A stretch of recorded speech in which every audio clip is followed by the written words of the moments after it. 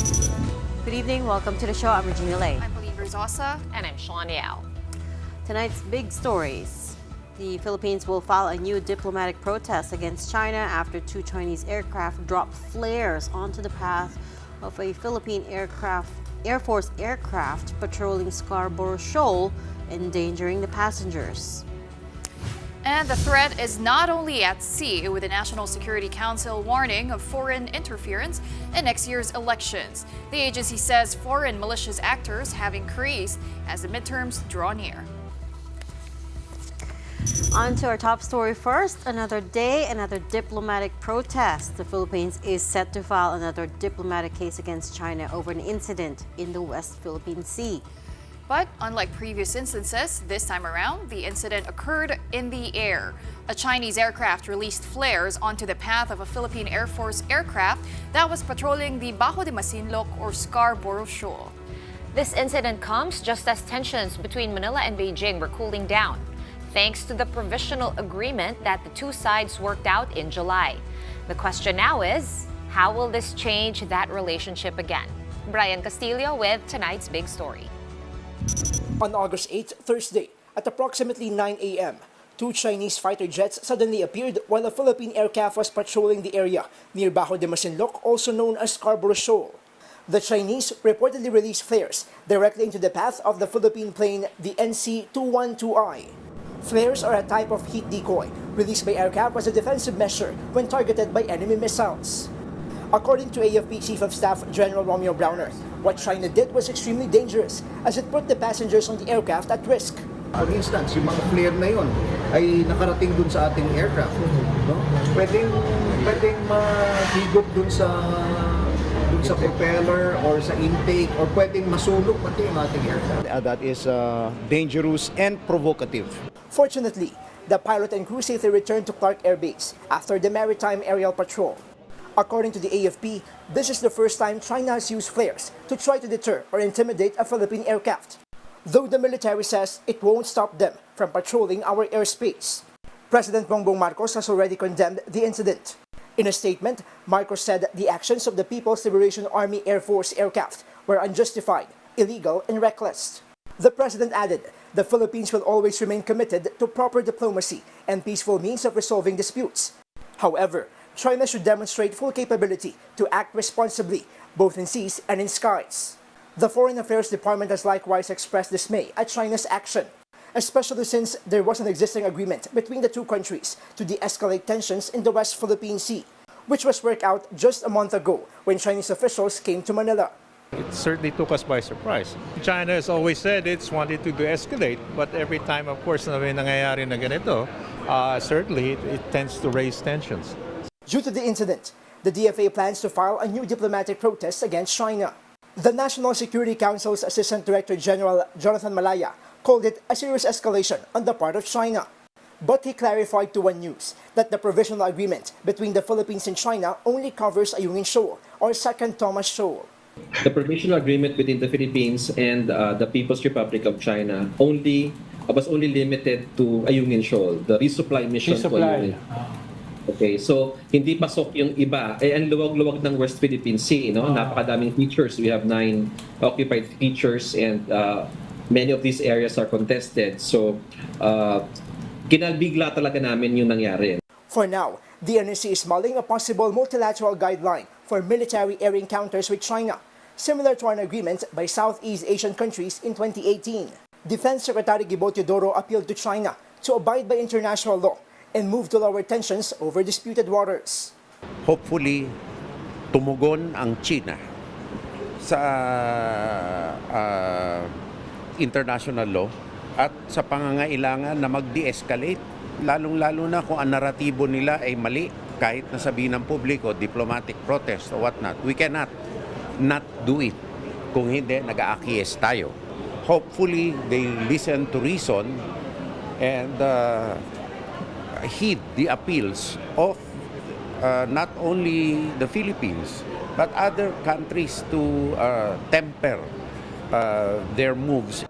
Officials say they will convene the National Maritime Council this week to discuss the incident and work out a response. In a statement, Beijing defended its actions, saying it had organized naval and air forces to lawfully drive away the Philippine plane, following repeated warnings. It also insisted China's indisputable sovereignty over Huangyan Island, what they call Scarborough Shoal, and adjacent waters. For News 5, Brian Castillo. We are One News. The National Security Council is also sounding the alarm over what it says is foreign influence targeting the Philippines' midterm elections next year. In an interview with our sister program StoryCon, NSC Assistant Director General Jonathan Malaya said foreign malign influence and interference have become a serious national security concern. They've begun monitoring activities meant to derail the 2025 polls, including hacking, politicians being paid off, and narrative peddling online, particularly about the West Philippine Sea. Malaya did not say exactly how many groups they're closely watching right now, but said these malicious actors have increased as the elections draw near. Through the use of pro-China trolls, pro-China think tanks, pro-China individuals, who are spreading fake news and information or exactly the Chinese narratives, So makikita mo yan, Beijing talks this way, and then word for word sasabihin yan ng mga locals dito. So obviously these people are being manipulated or utilized by China to advance their narratives in the Philippines. Yan yung minomonitor namin sa NSC, because that could potentially be a threat to our Philippine national security. Our concern is on like 3 levels. The first level is possible hacking of our systems for whatever malevolent purpose there may be. Second is the battle for narratives between certain individuals, the fight for our foreign policy. And number 3, of course, is the payoffs or bribes to certain politicians coming from whatever sources. Let's try to make sense of that latest run-in with China. We have with us tonight Chester Cabalza, the president of Manila-based think tank International Development and Security Cooperation. Good evening, Professor Cabalza. Thanks for being with us again. Thank you for inviting me, and thanks for having me. Thank you, po. Oh yeah, we'd love to have you on whenever there's something to explain about China. You said, and I'm going to quote, we may probably see dogfights up in the sky if China continues its growing antagonism in the Philippine air and defense zones. What exactly does that mean? Well, that is the equivalent of their water cannon up in the sky. Of course, remember that they've been doing grazon tactics in our maritime domain, and that has been their famous illegal actions against the Philippines to stray away our vessels.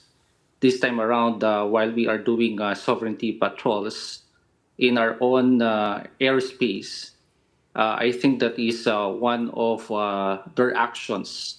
Remember, by putting down flares where you see pyrotechnics that, of course, composed of hot metals.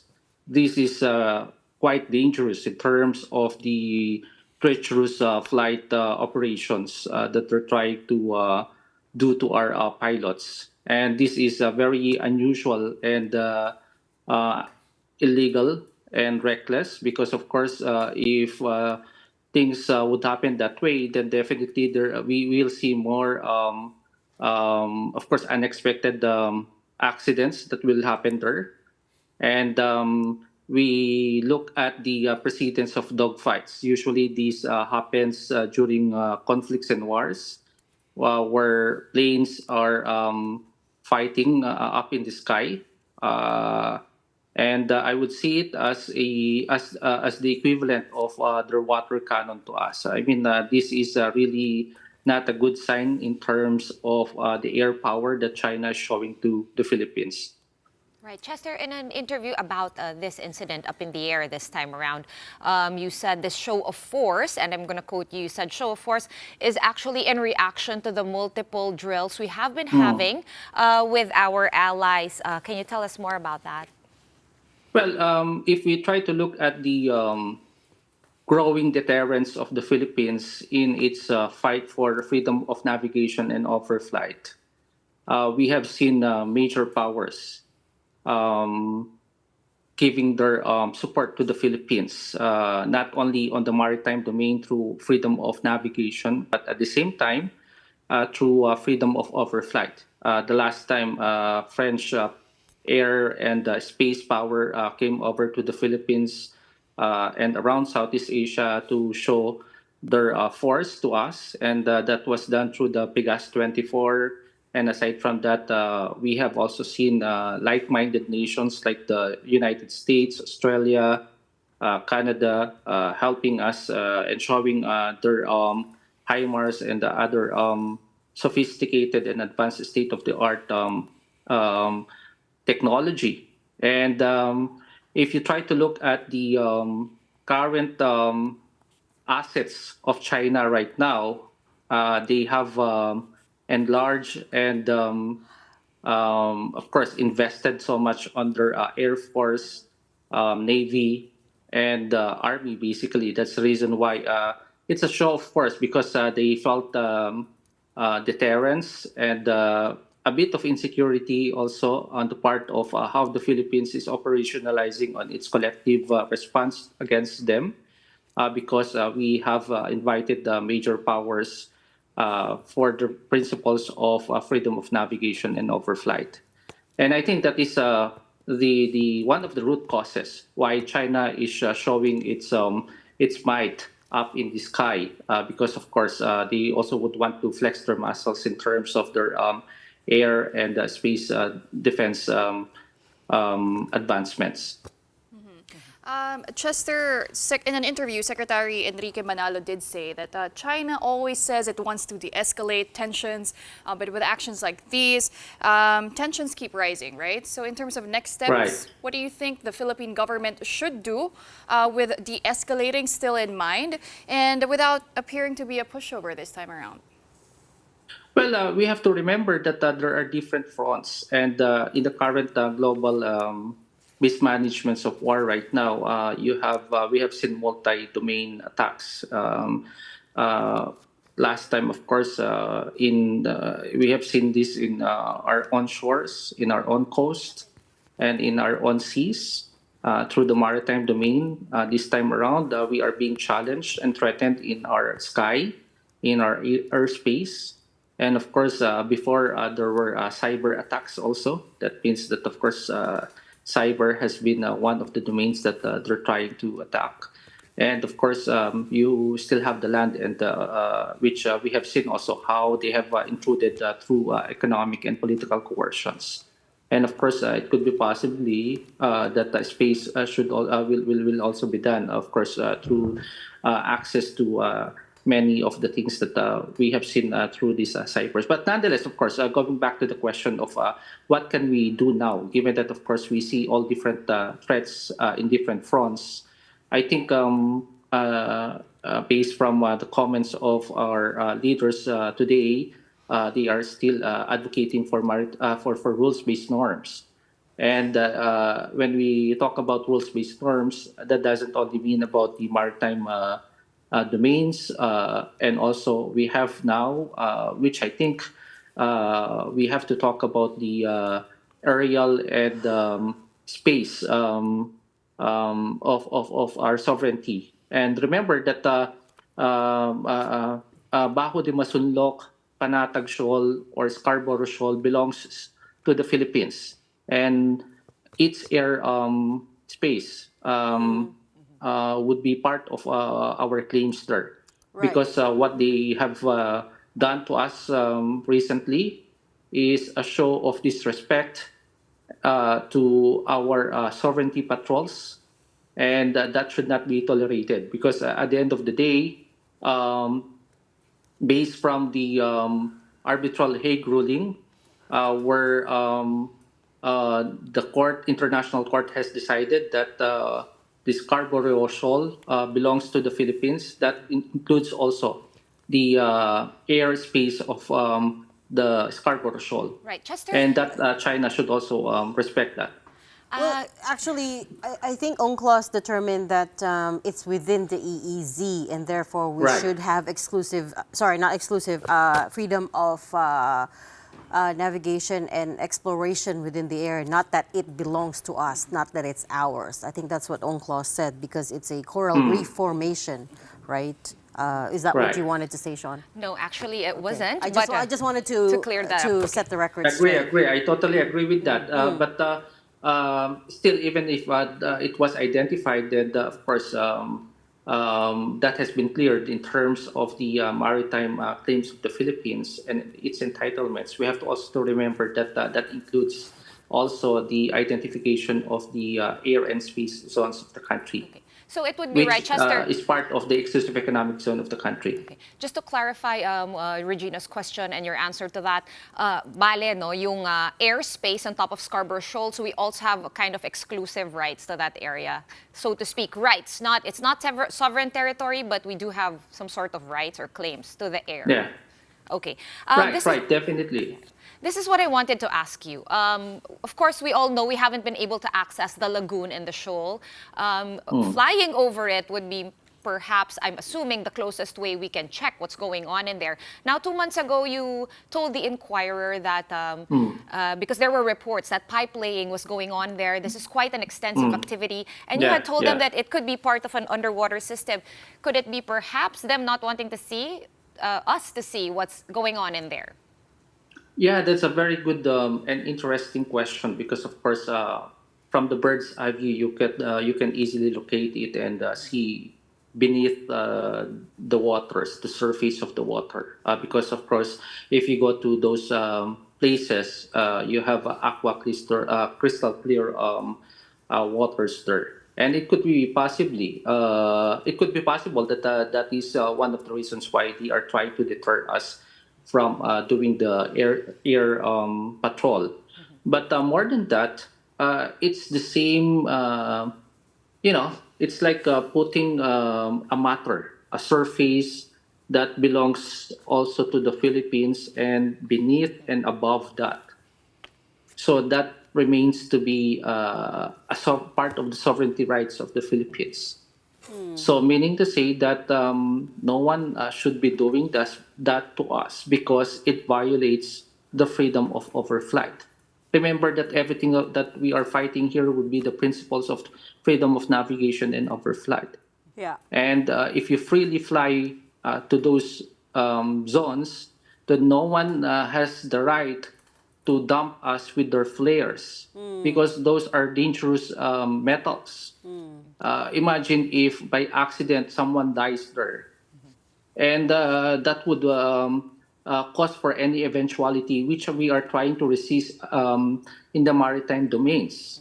So this gives now the Philippines a double-edged sword when it comes to its sovereignty and national security. Yeah. Because we've been focusing on maritime security, we have forgotten about the air and space of our country. Right. Then I think this time around, I think this is something that we have to calculate also in terms of our investments to national security. Otherwise, everything that we've been doing so far with all this collective deterrence will be put into futile if something happens up in the sky. Right, Because, but of course, Chester? China is showing its might to us also. But Chester, would that make sense? Because in the seas, at least, we have some sort of provisional agreement that we are still working out on, and that's how we conducted a successful resupply mission the last time. But could they be then exploiting the loophole in the air because there's no agreement there? And I think it's pretty clear now that that's not included, right? So could that be a way forward to make another agreement for how the airspace matters should be settled or handled? That's a very good question because if you try to look at the compartments of the military, they have also different major services. You have different rules and agreements. The land would be different from the maritime and water, and it would be different to the air, and it would be different to the space and to the cyber. So remember that there are 5 domains with different rules of engagements. Air is a different thing. whatever rules of engagements, agreements, and treaties you have uh, above the water, on the water, and below that water are different from what we see and what would happen up in the sky. Yeah. So you see the interdependence of these domains. Yeah, I mean, let's not forget, we don't even have an agreement over Scarborough, right? So Agree, Regina. the provisional Yes, agreement yes. we're talking about covers only exclusively a Union or Second Thomas Shoal. Scarborough is not even part of the equation, so the first step. But we have seen a pattern here. Remember that our legal costs started in Scarborough Shoal Yes. on the maritime front. This time around, this is the first time that China, if I may call it as an aerial attack, had done it in Scarborough Shoal. So that means that there must be something in that Scarborough Shoal that keeps on pushing us Yeah. to the limit of our international legal prowess. So I think this is, again, this will open a Pandora's box on how we will treat air defense of any country. Chester, it feels like it's one step forward, two steps back, because we Right, had right. just worked out a provisional agreement, and just as we thought things were going to calm down, here comes this incident. So now the DFA wants to file another protest, a diplomatic protest. As of last count, as of May, we filed 153 diplomatic protests so far, just under the time of President Bongbong Marcos. I'm sure the number is higher now. We're just waiting for confirmation from DFA on what exactly the total is as of today. But anyways, it brings back the question of, is there still any point to filing diplomatic protests? But we have to remember many of the diplomatic protests that we filed were on maritime security issues. I think this is one of the first when it comes to air and space zones of the Philippines. Because I think China is also experiments its exploitation against us. They are looking at all the vulnerabilities of the Philippines, and it seems like while we have seen that the waters is still and quiet right now, then they have to shake the skies right now. That is an allegory that I am trying to see, because of course their objective is to confuse us. That's part of their aggression tactics, to at least shake us. And since they cannot rock the boat in the waters, maybe they can shake some of our planes up in the sky. I mean, these are some of the things that we could see based from their acquisitions right now. Okay, So we're just going to have to move on into another domain. If you can't rock the boat, now it's going to be dogfights up in the air. We will have to leave it there for now. Thank you so much for talking to us and helping us make sense of this. Professor Chester Cabalza, Security Analyst and Head of International Development and Security Cooperation. Okay, switching now over to another topic, the drug war. President Bongbong Marcos has sought to paint a contrast between his drug war and that of his predecessors in recent months. And today, we have Police Chief General Romel Marbil telling his officers that the goal is to, quote, preserve human life. The details in this report. On the fight against dangerous drugs, our bloodless war on dangerous drugs adheres and will continue to adhere to the established 8 E's of an effective anti-illegal drug strategy. Extermination was never one of them. Just last month, President Bongbong Marcos touted his administration's bloodless anti-drug campaign. It was another effort by the president to distance himself from the controversial drug war of his predecessor Rodrigo Duterte, which is now being investigated by the International Criminal Court. Today, PNP Chief General Romel Marbil made it clear that they will heed Marcos's directive to launch a bloodless war on illegal drugs. Ito po, dun sa ating recalibrated na drug war, ang unang-una nating iintindihin, pagtangkilik po sa ating batas. Let us observe human rights. Let us preserve human life. The Marcos government had been claiming that it was able to pivot to a less violent anti-narcotics campaign. But it might not be as bloodless as the president had claimed, at least not for his first 2 years in office.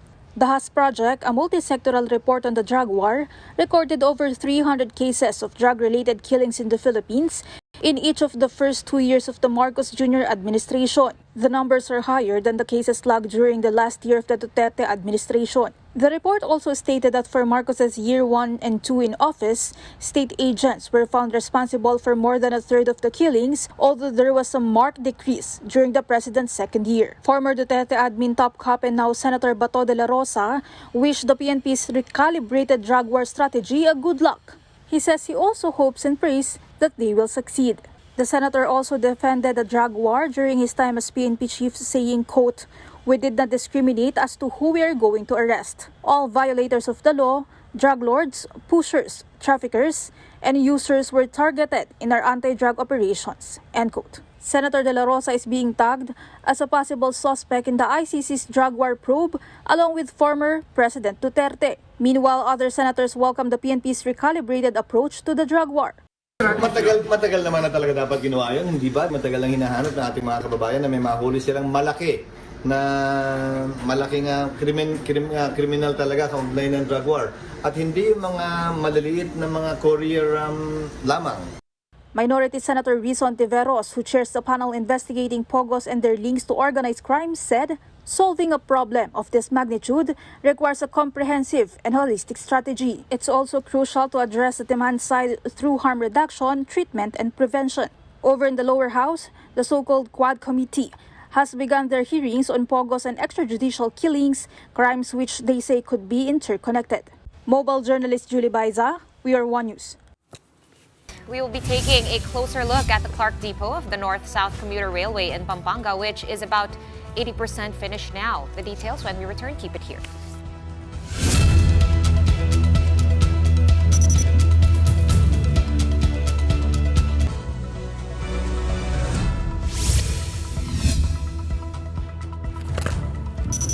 Welcome back. You are still on the big story on One News. Budget Secretary Amena Pangandaman has disputed the idea that the General Appropriations Act was mishandled after Vice President Sara Duterte alleged as much last week. Maricel Halili with that story. Budget Secretary Amena Pangandaman herself addressed the Vice President's claim about the supposed mishandling of the General Appropriations Act. In an interview with SMNI last week, VP Sara said that she tried to correct what she thought was wrong about the 2024 national budget, but she claimed to not have seen changes nor gotten any support over the rectification.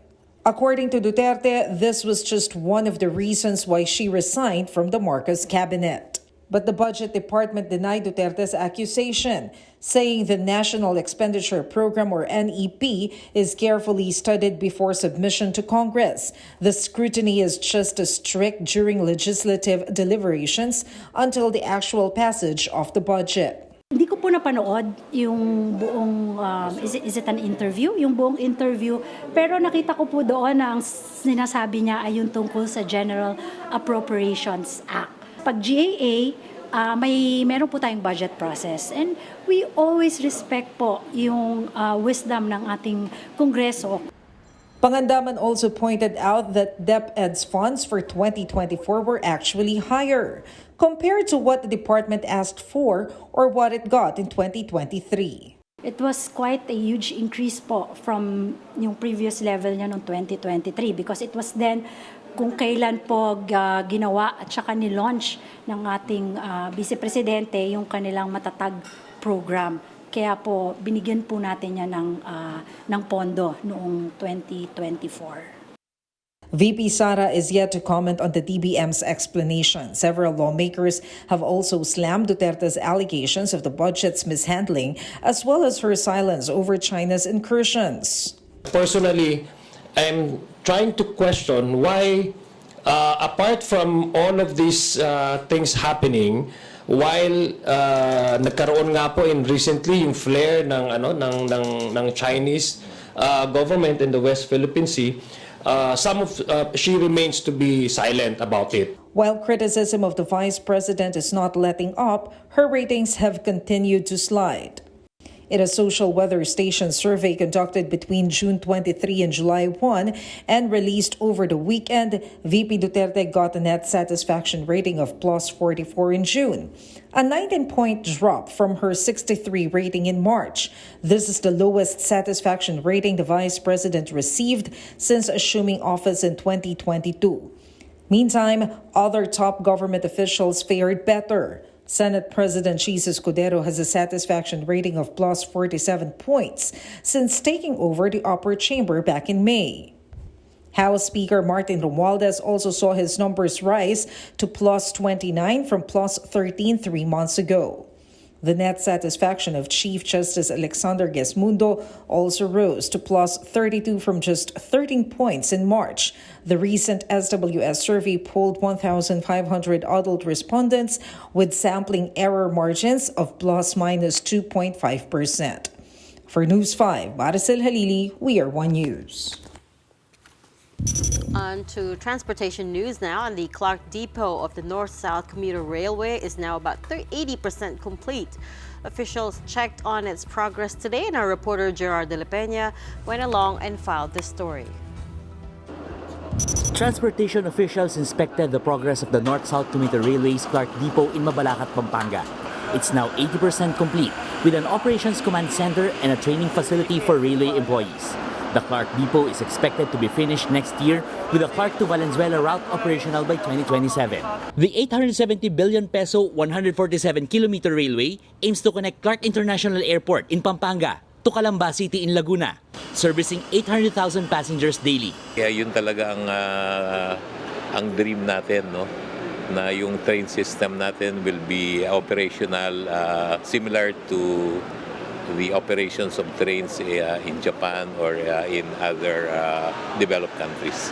The North-South Commuter Railway will also be interconnected with the Blumentritt Station of the LRT Line 1, Pureza Station of LRT Line 2, and Magallanes Station of the MRT 3. While it's full speed ahead for the North-South Commuter Railway, construction of the MRT Line 7 has encountered some more delays. The DOTR and the LG of San Jose del Monte, Bulacan hit a snag over traffic issues. It's the traffic that will be created out of a station kasi it is the main loading and unloading area not only for the residents of San Jose but yung mga karatig bayan galing sa Bulacan doon magko-converge. So if it's a converging point, we can just imagine how many vehicles will load and unload. At least 11 stations of the MRT Line 7 are expected to be operational by next year. Meanwhile, the LRT-1 will suspend operations for 3 weekends to give way to preparations for the opening of Phase 1 of the Cavite extension later this year. The LTFRB said additional buses will be provided to accommodate affected passengers. For News 5, Gerard de la Peña, We Are One News. And heads up for Meralco customers, expect a slight increase in your power bills this month. Meralco said that while there was a reduction in the generation charge, it was not enough to offset the higher transmission charges. For residential customers consuming 200 kilowatt hours, expect an increase of around 7 pesos in your electricity bill. Meralco also warns of a possible increase in generation cost from its suppliers, which could reflect in your next power bills. So inabisuhan lang namin yung mga customer na kung maaprubahan na yun ng ERC na ipasa, marireflect siya as an increase in the generation charge. Yun yung, kasi dalawa siya, yung increase in the cost plus yung deferred charges. So yung Santa Rita kunyari, since January na deferred siya, so we'll have to wait kung ano yung magiging utos ng ERC, kung i-amortize din, at kung paano siya makakolekta. But here's some good news to counter that. Expect a big-time price rollback in fuel effective tomorrow. Diesel prices will be slashed by 1 peso and 90 centavos per liter, while gasoline will be cheaper by 2 pesos and 45 centavos per liter. Expect a price rollback of 2 pesos and 40 centavos per liter as well for kerosene. That is good news. It It's is. been a while since we saw a rollback that big. Okay, buti na lang di pa ako nagpapagas. But Tomorrow, mental tomorrow, note, tomorrow. 6 a.m. tomorrow. Yes. Okay, before we go, here is our big picture for tonight. We're not over it. It's not the end. There's more. This is Team Philippines, who will be representing the country in the Paris 2024 Summer Paralympic Games. Together with their coaches, our 6 Paralympians have arrived in Paris. They are Ernie Gawilan and Angel May Otom, who will be competing in swimming, Gerald Mangliwan and Sandy Asusano in athletics, Alan Kianu Ganapin in taekwondo, and Agustina Bantilok in archery. Best of luck to all our Paralympians. That's inspiring. We've got Paralympians in swimming pala, archery. We have 2 swimmers. What was the other? Taekwondo. Hopefully they can bring home a medal, because in history we've only had 2 bronze medals in Paralympics. Do you know if we've also been participating for 100 years in No, Paralympics? I think it was 1988. I don't think the Paralympics are 100 so years. So far, oh yeah, that's true. That's a good point. So it only started maybe less than 40 years ago. Yes, yeah. So good luck to our Paralympians. Yes. But I can't hopefully believe they get their pool also gets bigger and bigger every year. But just to say, 37th place is a pretty good finish for the Philippines. I mean, it's the best all-time best performance. Yeah. And do you remember not thinking or imagining that we would have more than one gold medal or even a gold those medal? days? Yeah, they weren't they that feel far so back, long ago, right? And now LA 2028, the bar is knows? 4 medals at Yes. least. Right. But also, Double I that. wanted to point out that yes, we're the best in Southeast Asia, but also we fared much better than larger countries like India. India is at 71st place. Can you imagine? It's a country of 1 billion people. And we're a country that's a tenth of that size. Well, hopefully we're that's something to be proud of. Something to be proud of, and really hopeful that they're really finding the right combination or strategy. But I like Seb's answer to you. Yeah. There has to be strategies, not just train as hard as you can, but we have to decide from here on out which competitions to go in. And if there's anything we've learned from the athletes, they did say it takes a village, a whole team, coaches, nutritionists, psychologists. So hopefully Physical the support therapists. keeps. Good point. The brands, you should support the athletes now, not when they win medals. You know what I mean? It's an open call to the brands. Look, you've seen what the Filipino athletes can do. Now would be the time to come in and support them. It's called an investment. Yes. And you will reap the rewards anyway at the end, right? On that note, that's it for the show tonight. Don't forget, cheaper gas tomorrow. We are One News, all sides, all the time. Thanks for tuning in. Have a good night.